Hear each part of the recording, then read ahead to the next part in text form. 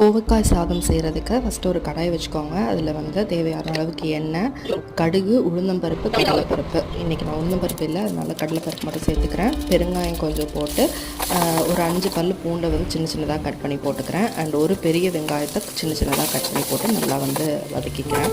ரொம்ப வதங்கணும்னு அவசியம் இல்லை. 2 காஞ்ச மிளகாய் போட்டிருக்கேன். அதுக்கப்புறம் ஒரே ஒரு சின்ன சைஸ் தக்காளி இல்லை ஆட் பண்ணி நல்லா வணங்கினதுக்கப்புறமா கோவக்காய் வந்து நீளமாக கட் பண்ணி வந்து ஆட் பண்ணியிருக்கேன். இதில் வந்து மிளகாத்தூள், மல்லித்தூள், மஞ்சள் தூள் இது 3மே வந்து தேவையான அளவு போட்டு நல்லா வந்து மிக்ஸ் பண்ணி கொடுத்துக்கலாம்.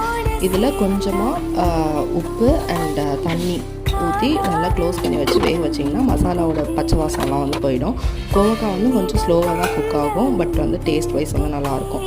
ஸோ ஓப்பன் பண்ணி பார்த்தீங்க அப்படின்னா நல்லா குக் ஆகிருக்கும். இதை வந்து நீங்கள் டேரெக்டாக அப்படியே சாதத்துக்குள்ள போட்டு வந்து பிசைஞ்சு லஞ்ச் பாக்ஸ் வந்து பேக் பண்ணலாம். வீடியோ பிடிச்சிருந்துச்சுன்னா ஃபாலோ பண்ணி சப்போர்ட் பண்ணுங்கள். தேங்க்யூ.